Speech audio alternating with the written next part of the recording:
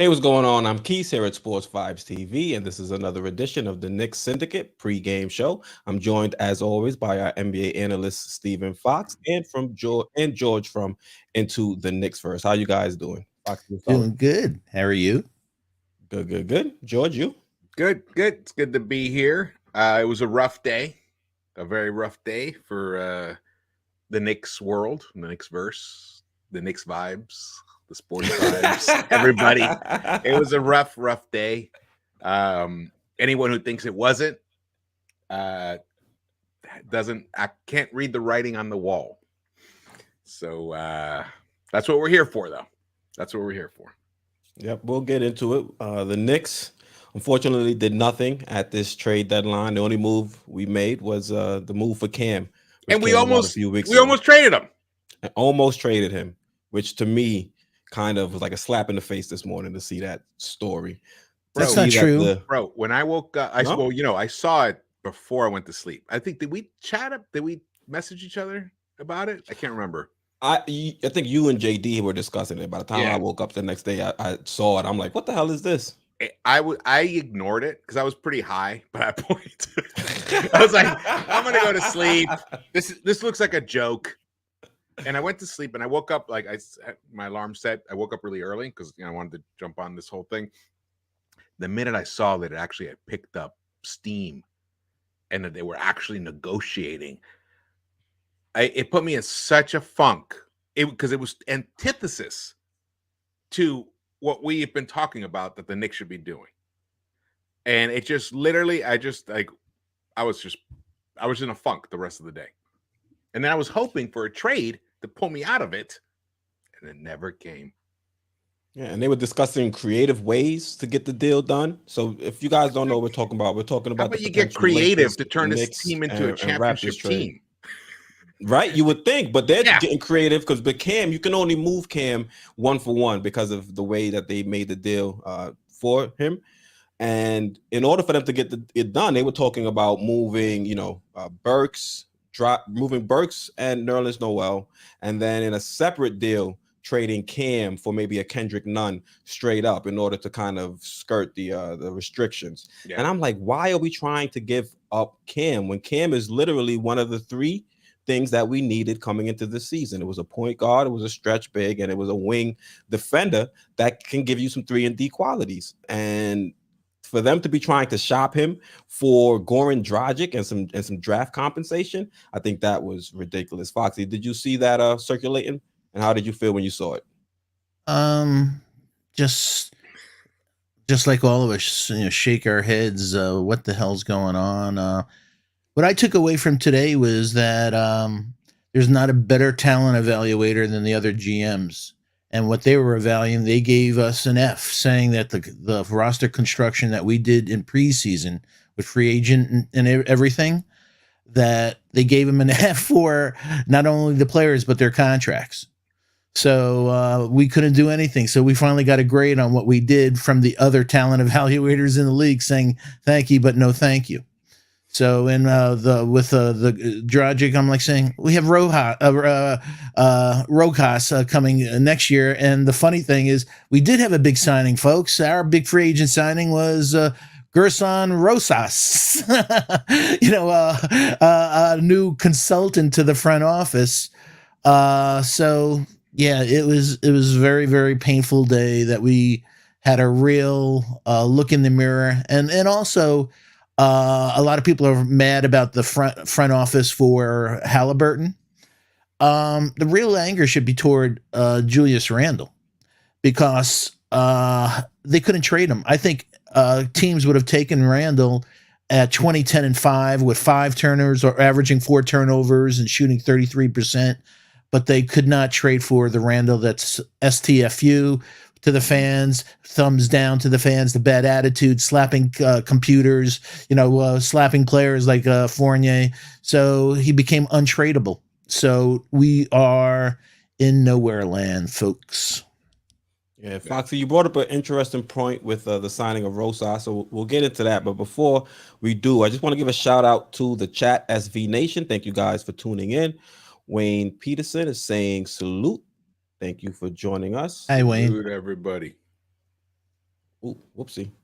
We almost had a lounge time in here. Yeah. Hey, we could use it. We could use a happy hour lounge and everything else. Happy hour Brando. started already. Hey, I'm stuck with a bottle of water. This is wine. Hey, sipping it exotically. You, George. I turned it into a spritzer. I was like, it's hot. Guys, it's like 80 degrees here. It's going to be the Super Bowl. It's actually pretty decent around here. The Super Bowl. I think it's around it's like high 40s in New York. It hasn't been bad. Yeah. That's hot. Want to give a shout out to 80. UBG. Jeez, Says it's what 80 here. Stop teasing us, bro. We already got to deal with the Knicks news. Now we got to deal with the East Coast weather. Come on, bro. The Knicks. Sincere the Dean, just genius says salute to the three amigos. Salute to you, my friend. Black University says salute. Yo, Black University. Shout out to the chat. Thank you guys for joining us, man. I want to give a shout out to Lex the Destroyer, one of our mods, holding it down. Appreciate your support. Lex. Wayne Peterson says the deal almost went through. I'm assuming it's the Cam deal. If that deal would have went through, I'd have lost my mind. Yeah. The fact that we have a player with as much potential as Cam, and for us to try to send him away for a player like Goran Dragic, for what? Who the Spurs are already trying to negotiate a buyout with. For all that, if you really want him, we have a free roster spot. We didn't re-sign Ryan A. So go bring him in when he gets bought out. No need for us to give up Cam Reddish just to try and get rid of two deals that you signed in the offseason that turned out to be bad business. And Goran didn't even want to be here. Mm-hmm. So we were going to give up Cam and who knows what else to get a guy who doesn't want to be here. Yeah. And you already fumbled the cap space you had last offseason. So what was the point of that? Yeah, and we were talking about the knee brace on Noel, on Nerlens' knee. You should see the knee brace on Dragic's knee. So you want to get a guy like that? Come on, man. We learn from it wasn't the Charlotte Kemba, and this is not the old Miami or the young Dragic either. Yeah. Yeah, we got the future Dragic over there in Barcelona. Got that right. I want to give a salute to Julian Blum. He says, salute to my guys on the panel, the point guard Keith and George. How did the front office F up again? Yo no say. I do not know how they. Well, I don't think they actually effed up. They would have effed up if they would have moved on from somebody like a Cam Reddish. So that you could say and took on a Westbrook. But it sounds like it was like they were trying to. Exactly. That's what upsets me is the fact that they actually thought this was a good idea. And that's what makes me think there's no plan, because how could you have a plan for Cam, trade for him, and then when he gets here, you have no idea what to do with him. And now you're looking to send him away just to free up cap space, just to get rid of bad contracts? Yeah. And on top of that, if Thibs is going to use the minutes that Cam has played for us against him as an evaluation, that is just unacceptable. We're in trouble. That's unacceptable. So you're saying you mishandle a player and then you're annoyed that he didn't come out and light it up, and like now you want to ship him out because of that? Come on. Yeah, and thanks to our front office in the draft this year, Chris Duarte said, hey, I'll tell every team, if you tell me you'll draft me, I'll tell every team I won't work out for him. We wouldn't do it, so he didn't come here. So folks, and a couple of years ago in the draft. So we're going to face a backcourt of Halliburton and Duarte for the next X amount of years, a backcourt we would drool over having. So, wow. Backcourt, we probably should have drafted in back-to-back years. You got it. Yeah.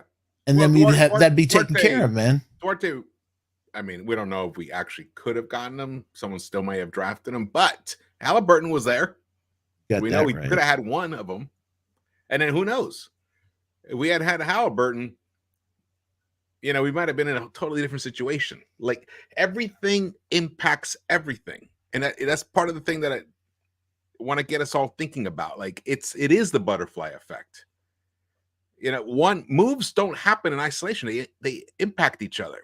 And when Randall decided to basically not be aggressive, not run back to cover his guy, to make terrible turnovers, to have a bad attitude, and like you guys pointed out already, slap away the hand of a teammate trying to calm him down and not give a hand to another teammate who's on the ground and to give the thumbs down to, like, all of that is connected. And we would have had to have sold low on Randall, and that would have actually hurt a bit the franchise. It would have hurt the actual trajectory of the franchise if we had to have sold low on Randall because of the way he acted, not because of his ability. He's a 2010 guy. He's a 2010 power forward. Look, he passes the ball, 6 assists is averaging for the past couple of years, 2 seasons now. I mean, he's a productive guy, but his mental approach to the game devalued his ability for the Knicks to trade him so far that now we're stuck with him. He's a self-saboteur. Yeah. But I will tell you this. There's another way to deal with that. You just trade him the fuck out of here anyway. You're just like, you know what? You're going to be like that? You're out. I don't care where you end up. I'll sell you pennies on a dollar. Let's move on. No, seriously. No, that's a strategy. Cut the loss. Why not? Cut the loss. Now look where we are. Now we're stuck in this terrible limbo with this guy. And then we got the other guy, Thibs, who's the enabler.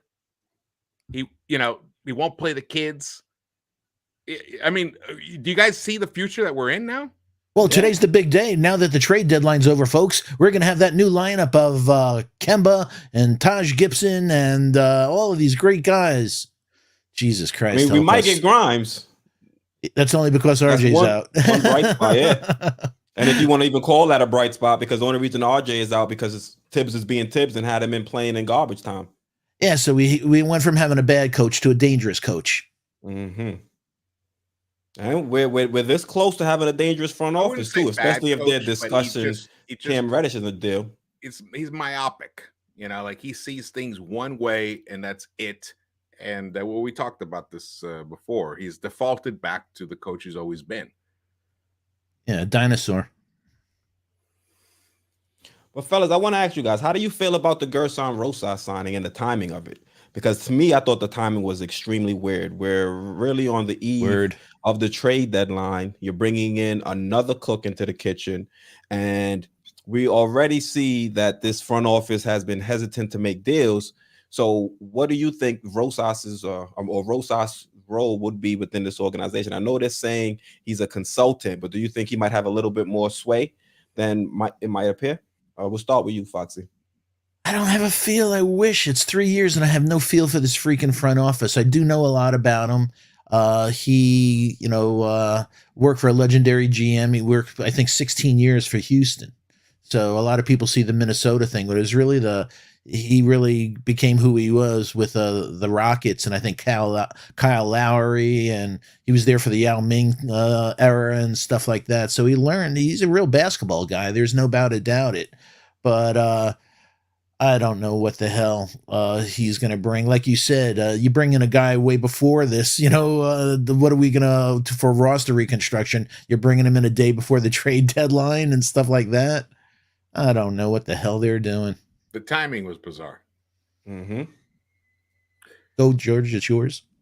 Well, I talked a lot about it already today. I was on Today Live when the trade deadline came and went. And we talked about this. I talked about this with the chat, and a lot of guys. Geraldine was there, and everybody. We talked about this, Keith. I think it reveals this dysfunction that we've been having in the front office. That's gotten them to a point where they can't make decisions. Because I think it seems like the hierarchy are Leon, Worldwide West, and Scott Perry, and then Thibs. He gets to chime in at some point. So that's an odd number. I mean, that's an even number. That's a 2-2 tie. And at the end of the day, remember, Thibs has a lot of sway because he gets to pick who actually plays. Even if they're whatever roster he gets to pick who plays. And Leon has never run a basketball franchise. He can't necessarily justify a business and player personnel decision based upon past experience from an executive branch point of view. And, West can't either. He's another CAA guy, another play. They've been looking at the world. They've been looking at the NBA world through the player's point of view. So it becomes difficult to, and the thing is, when you're the boss, you have to make the tough decision, because at some point you're going to have, let's say you have 10 decisions a day, 8 of them are going to be easy. Anyone can make those. One of them is going to be incredibly difficult. And another one, it's a 50-50. But you have to be able to make that one decision correctly, the tough one. And the tough one might be, Thibs, play Cam, play the kids. You have to do it. I'm telling you right now. I know you're the coach, but I'm your boss. Play Cam. Pulling the boss card. Yeah, you have to. At some point, you got to pull the boss card, right? I mean, but that's why I'm wondering why we need so many cooks then, because Leon Rose is supposed to be the boss. Why do we have to bring in so many people? He's supposed to be, but he's obviously not. He's unable to make those decisions unilaterally. So I think he wants a consensus, and this guy Rosas comes in, who has the executive branch experience, like even Fox was saying, he's has experience from Houston, and then we have Minnesota. He's there to help break the ties. And he also might end up being used as the heavy. So in some ways, it could be a good thing for the franchise to kind of break us off the path that we've been on. I mean, if you think about it, what has this front office actually done? Draft and give away back the smoke screens. Yeah, smoke screens. The draft, they've handled the draft pretty well, other than drafting Obi over an actual need. Halliburton, right? But other than that, they've done a good job with the draft. The way that they work that dynamic out works, but all the other moves. Derrick Rose was Thibs. That was a Thibs thing. They brought back 2 guys from last season. Okay, big deal. Fournier was the only free agent signing.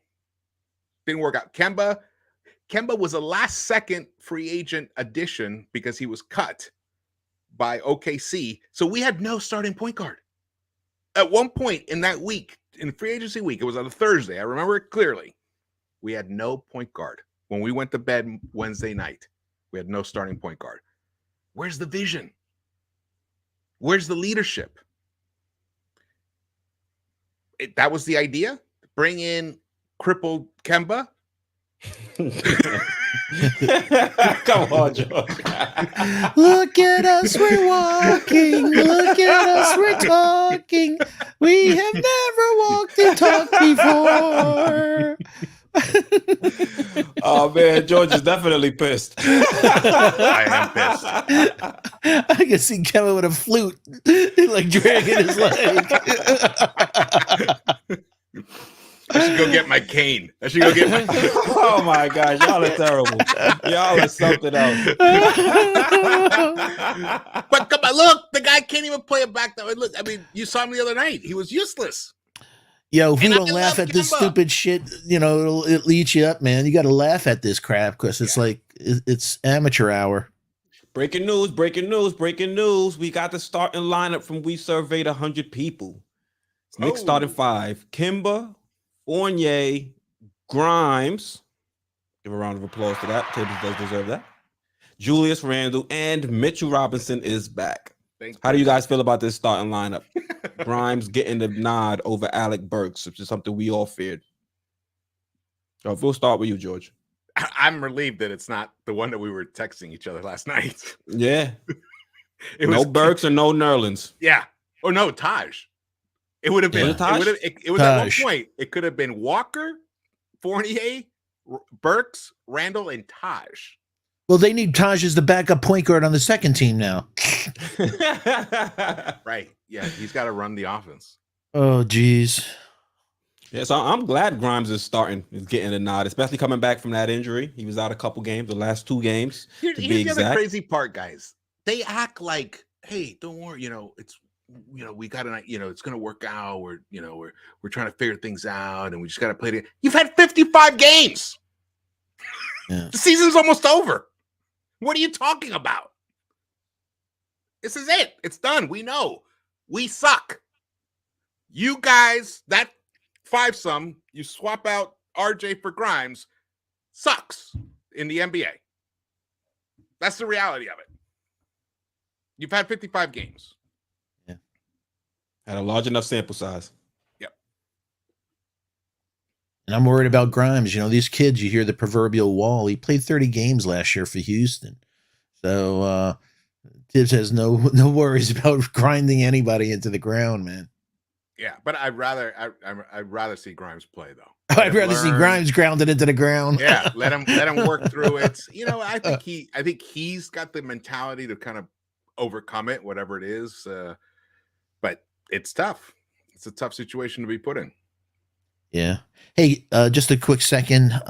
We have 132 people in the chat and 45 likes. So do us a solid. Please hit that like button. Do me a favor. Please hit that subscribe. If you have subscribed, please tell your friends to subscribe who haven't, and hit that all reminder bell so you don't miss any content. And while you're at the same time, do me a favor. Please hit that subscribe and all reminder bell for George for the Into the Knicks first.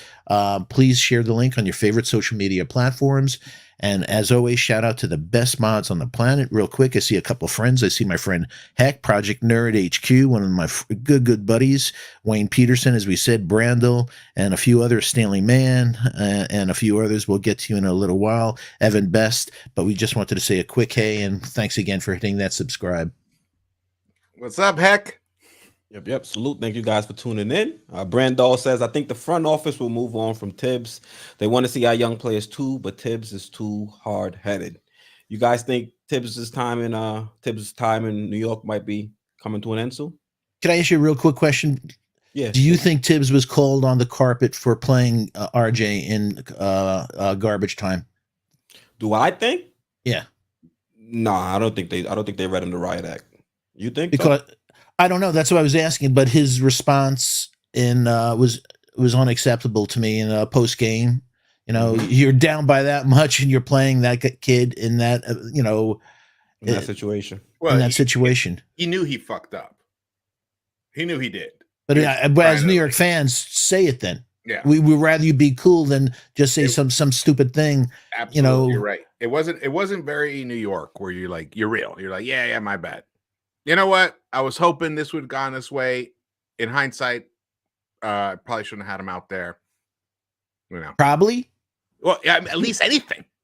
Yeah, I mean, you should not have had him out there. Yeah, but I'm saying, and also the minutes that he played. I'm saying at least acknowledge the mistake. Yeah, like he didn't even acknowledge it. It's like, dude, well, we could make a run. Yeah, sure. Yeah, with 30 seconds to go, you go. Yeah, exactly. The second game of a back-to-back, and I've been in Denver. It's exhausting when you first get there. Like you have no wind. These guys, second game of a back-to-back, they played an overtime in LA. I was about to say he played 50 minutes in LA and then back-to-backs. And they traveled three flights, actually, when you count the LA flight, the cross-country flight from New York to LA. These guys were spent. Yep.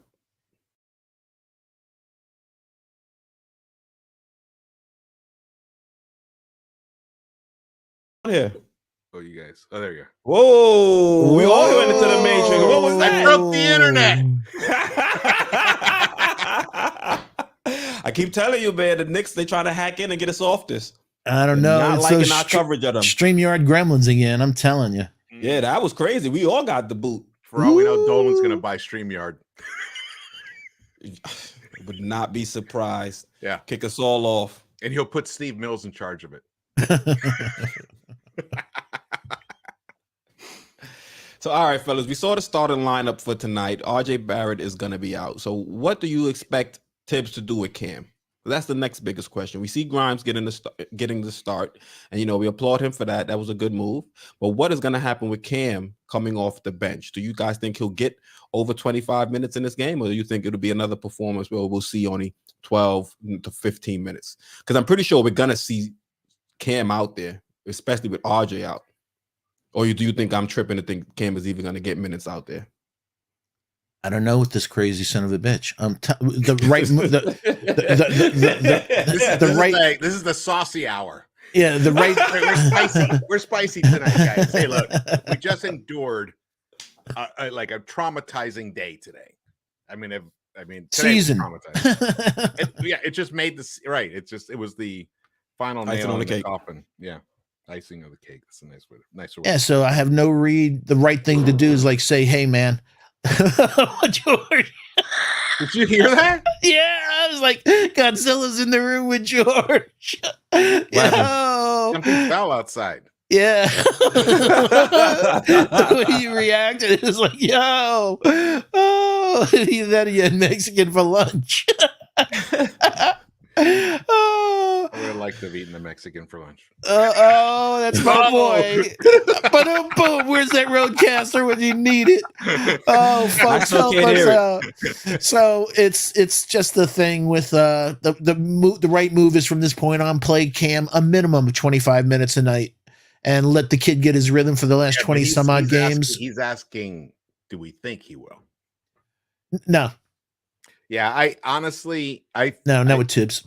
I think Thibs is retreating. He's falling back to his old self. I would be surprised if Cam played more than 15 minutes tonight. He should play more. Absolutely should play more, but I'd be surprised. Unless here's the thing. Cam is going to have to force Thibs to play him more. Cam definitely hasn't looked that great in the past few recent games, but they don't practice. That's not his fault. The kid is rusty. Yeah, absolutely. But he's going to have to just come out, feel it. Don't launch ridiculous 3-pointers that you're not even set. Like he's like his body's on an angle. It's like, dude, set your feet, square up, shoot the 3 if you want to launch it. If you want to launch a 3, make it a good one. It may be the only one you get all game. Yeah. Because so it's not like Quick is out there looking for him. Yeah, Quick's not right. Quick is. Oh man, he missed him on a all alone last game. Yeah. My God, that was Quick is never looking Cam's way. No, he doesn't look a lot of people's ways. Yeah. So let's hope. But he's a point guard. Don't forget that. But let's hope Cam. Let's hope Cam does force Thibs to play him longer. Comes out, hits a couple of threes. Gets a couple of steals, and then Thibs will be like, "Okay, I got to keep this guy." Just the way Grimes did it. Grimes wasn't going to play. Remember, Deuce was Thibs' favorite in the beginning of the year. And when we talked about this, we were like, I have a feeling Grimes is going to end up getting the most minutes. And everyone's like, no way. He loves Deuce. Deuce is going to get the minutes. I got a feeling Grimes is going to do it. And Grimes, because Grimes is smart, he said, you know what? The only way I can get minutes from this coach is playing the best defense I possibly can. And when I launch a shot, make sure it goes in. And that's the same advice that someone should be giving to Cam. But Deuce does the same thing, and Deuce doesn't get minutes. It's not like Deuce is a slouch out there on defense when we put him in. Yeah, but he's fantastic for that 73 seconds. Yeah, but lately he doesn't get enough burn at all. His shot was off a few times. It's hard for him to get into rhythm, though. You're playing 37 seconds. He can't get the separation from the defender. He can't finish at the rim. These are all I'm looking at it from the point of view of Thibs. But Grimes is a great at finishing at the rim. His 3-point percentage is probably the same. Who's not good at finishing at the rim? Alec Burks, one of the lowest in the league. Yeah. So you can't have. I know, but Burks is a vet. Foxy. Oh yeah, I forgot. There's one measuring stick for vets, and there's a completely different one for rookies and young players. Yeah, and it's not fair. It's ridiculous.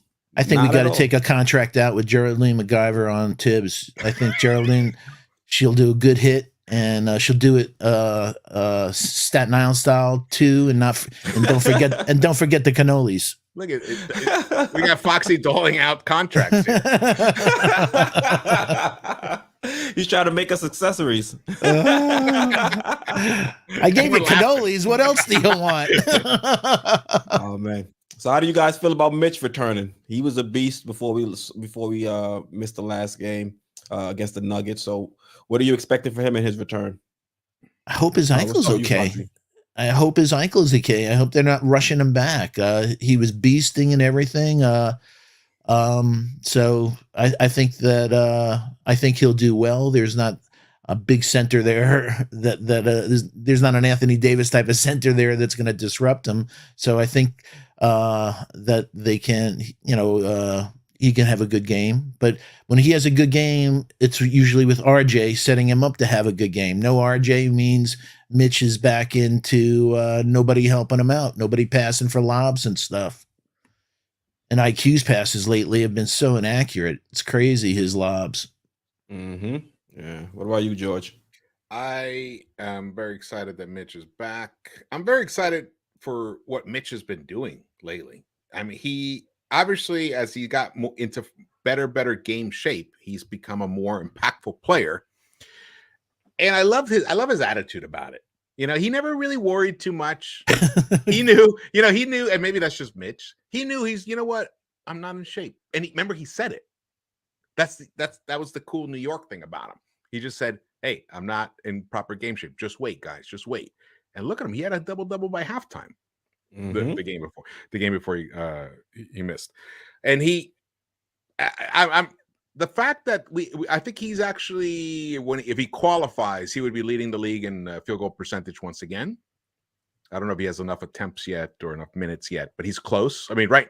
But he will lead. He did lead it a couple seasons ago. He actually has a record. He has the all-time record. He may end up having the all-time field goal percentage record by the time he retires. If he doesn't shoot a mid-range, yeah. If he doesn't develop his game, he definitely will. But even without any of that. So that's what I'm saying. If he doesn't if you dunk the ball, you have a pretty good percentage. Yeah. And maybe maybe this summer he'll finish the year, he'll be healthy, and then he can actually work on his actual offensive game as opposed to because he couldn't do anything last summer. Remember, he couldn't do anything. Should he have done something the 2 seasons before?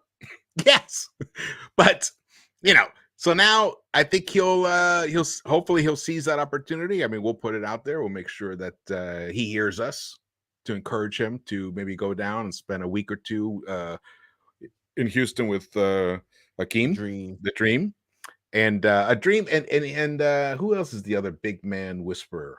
There's another guy. Anyway, Kenny Payne. Yeah. But he just needs a little move. Nothing he doesn't need to be anything, that crazy. Just a little baby hook, little turnaround. Just understand the moves, get the ball, fake, step, boom. That's it. I mean, it's not that difficult. He does it kind of instinctually now, but it's not like you can give him the ball and like, get us this bucket, Mitch. He doesn't have that mentality yet. He needs that. That's just reps. He needs to learn the moves and then just rep all summer long. Playing Russian roulette though, man, because he'll at the end of the season he could do all that and say, "Hey, Detroit just offered me $21 million a season. Mm-hmm. See you guys later." That would be my next question. Hey, good for him. Good for us, but good for him. Yeah, exactly. Hey, he's giving. There goes that front office strategy again. Yeah. Yeah, I mean, the next question is, what's the plan for Mitch? We didn't move on from him this trade deadline, and I'm not going to complain and say I'm upset with that. You didn't answer your own question. How are you feeling about Mitch now lately? Oh, I'm excited about Mitch. Mitch, I'm a big Mitch supporter. He's been stepping up. I like the fact, like you said, he had a double-double before halftime. I have his stats lined up. He played 36 minutes in the last game against the Jazz. He had 19 points, 8 of 11 from the field, 21 rebounds, and 3 blocks. So he's been holding it down both for my New York Knicks and for my fantasy team. So he's been covering both ends for me. So I'm happy with the way he's been playing. The only thing I'm worried about, which is what I was just about to get into, is what are we going to do with him long term? Because the trade deadline was a major date for us. It was at that point the front office should make a decision whether they feel Mitch is going to be part of our long-term future, or if he's not, move on from him and get something. So I think this, to me, would be a sign that the front office views Mitch as a piece long-term. But then we got conflicting reports, because we got one report saying that the Knicks wanted to keep him and try to extend him in the offseason. But then we also got reports that the Pistons were interested. Everybody on the New York Knicks was available. So if we have those type of reports and we still have Mitch on the roster. I just want to know, is the front office, do they have a consensus that Mitch is going to be our long-term center moving forward? Because if not, now that's going to be another hole on this team if he decides to move on. And we already, we have depth, but we don't really have another center that can step up and be a legitimate starter on this team. So that was going to be my next question. George, what do you think about that? I think once again, we find ourselves in a difficult situation in terms of the roster, in terms of an individual player. I think that the smart thing to do would be, if Mitch stays healthy the rest of the season and he continues what we've been seeing in the past, I don't know how many, I don't have the stats in front of me yet. Let's say it feels like the past month he's been really coming into his own. Just picking a range. Feels like that. And it feels like he's only going to actually get better and more efficient and more impactful. He'll be able to extend out to that 3-point line more. I think defensively, he makes such an impact defensively on the team and on the opposing team that we don't even see it, because they're almost like, once they try it once or twice, whatever, to come into the lane, and he just wreaks havoc on them, they stop. So his stat, he doesn't get, he got the 8 blocks that one night, but it's not like he's getting 5-6 blocks every night because they're not attempting it. I think that if he continues on this path, the Knicks will have no choice but to sign him. Will he be the starting center? That I'm not sure, because I know that they still are drooling over like a Miles Turner in that situation. But there really aren't that many. Valanciunas would be nice, but I don't think New Orleans. But I think it goes beyond that. They're going to have to throw the bag at RJ. And if there's any speculation that in the offseason that they want, but not yet. They have time before they throw the bag at RJ. But they still have to have that in their plan. Yeah. And Jalen Brunson, but you still sign him. You still sign him, and then you could still trade him later. You could, like a year from now, we could trade him. We said that with Alec Burks, Nerlens Noel.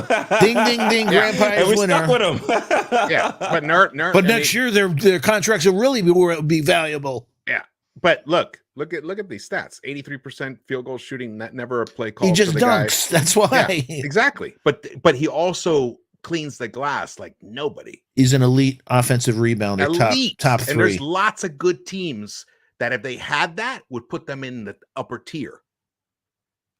So he has value. He has value that if we just let him walk, I think it would be another mistake for the franchise. But we may not have any leverage for him not to walk if somebody offers him crazy money. That's true.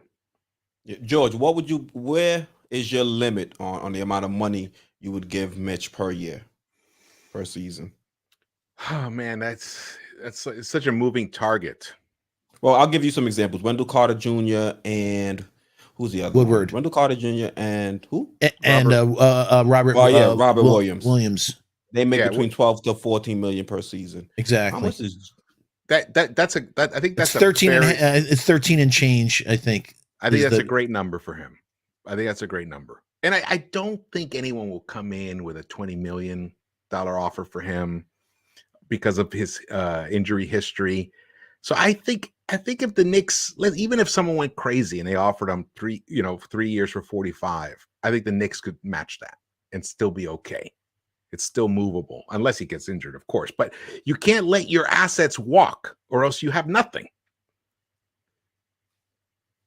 So I think in that realm, unless someone gets crazy and offers him 18 to 20 million per, I think anything 15 and below in that area, I think the Knicks are good in terms of keeping him.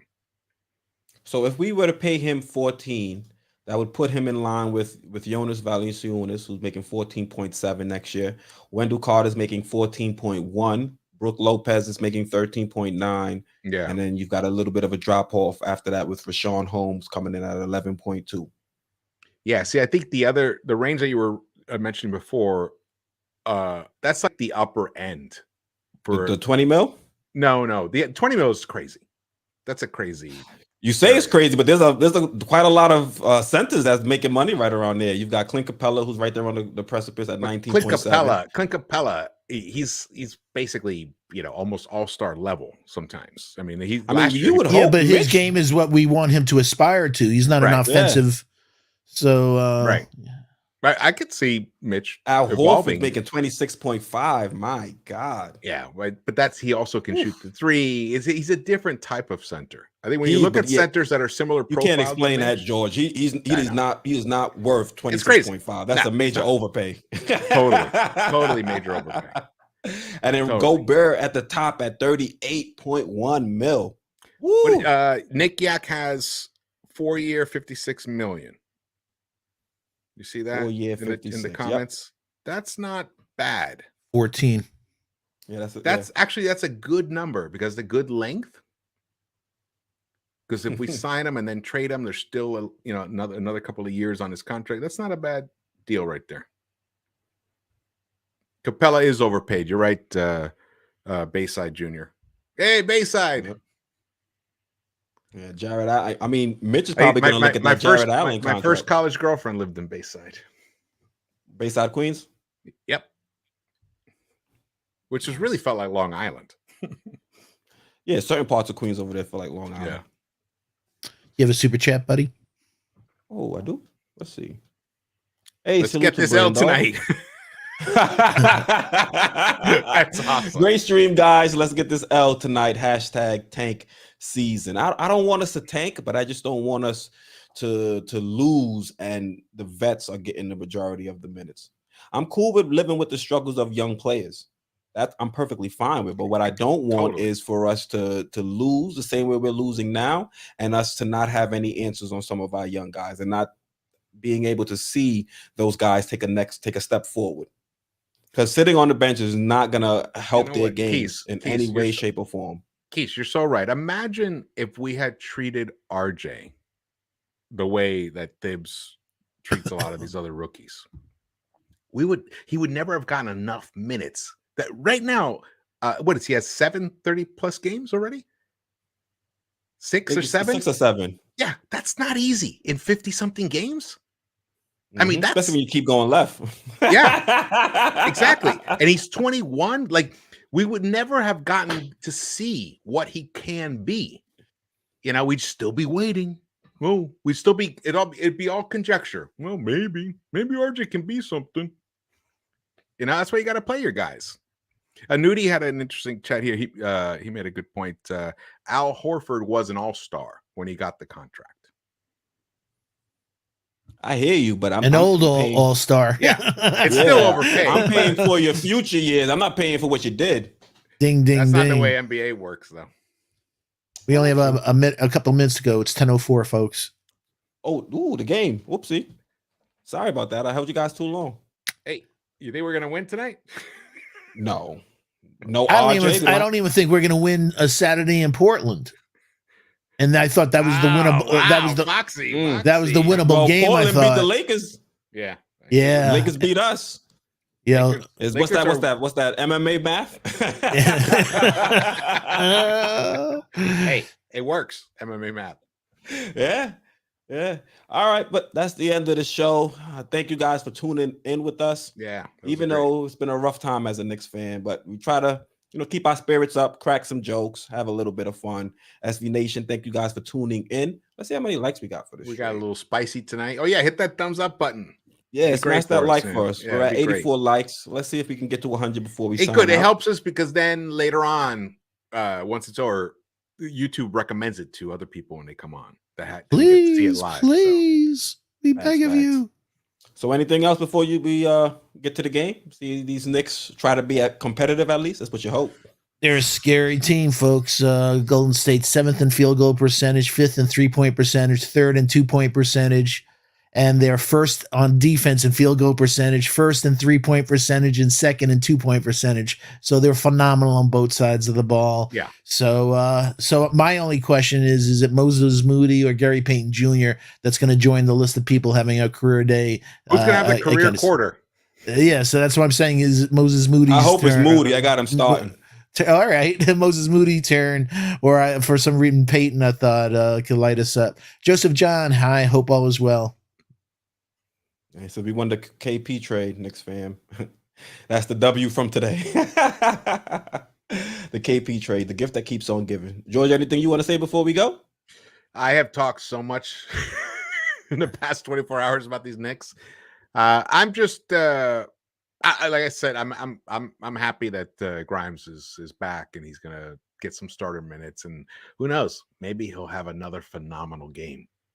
Fingers You know, crossed, man. I'm looking at right now. I'm looking at the smaller victories, like seeing the young guys when they get a chance come in and actually perform. I hope Cam gets 20 plus minutes, or whatever minutes he first gets, he actually delivers and is productive on the court, and it contributes to a winning environment on the court. I hope IQ can suddenly get out of his shooting funk. I mean, that's what I'm focused on. And I hope that Randall can continue the recent Randall. You know, I hope. Well, the pressure's off now. Yeah. We might see the normal Randall at this point. Yeah. Oh. Because that's only going to make him easier to trade in the offseason. Yeah, we got a few of them that got to go in the offseason. Yeah. But we'll wrap it up there. Once again, thank you guys for hosting the pregame with me, SV Nation. As always, I appreciate your support. Make sure you like and subscribe to the channel. Also, make sure you like and subscribe to George at Into the Knicks Verse. Foxy, when's the next time? We're skipping this weekend, right? Because of the Super Bowl? We're not doing the show on Sunday because of the Super Bowl. And I don't know if and you're the doing Knicks it. did nothing, so we don't really have anything to make a special about. Well, we'll have the pregame. You guys will be on with me on Saturday. Oh, yep, we have the pregame, so we'll be tuned in for that on at Into the Knicks Verse Saturday. Unfortunately, Saturdays are date night in Foxy's house, so I won't see you on Saturday. Saturdays are my day off. That's right. So, Foxy will be gone, so it'll be you and me, Keith. Facts. What time? What time's the game? I think it's a 5 o'clock game. Okay, good. Oh, 5 o'clock your time? East Coast, yeah. George, it's always 5 o'clock our time. Yes. That's So true. let me What take am my I We shoes. live over here. We don't What am I talk in saying? Pacific. What am I saying? Yes, you're right. It is 5 o'clock your time. 2 o'clock my time. All right, sounds All good. right, So guys. once again, yep, I gotta go. thank you guys for tuning in. Once again, I'm Keith, host of Sports Vibes TV. This was the Knicks Syndicate pregame show. That's my guy George from Into the Knicks Verse. That's Stephen Fox. He's co-host with Hey, me. you just poked me in the NBA ear. analyst.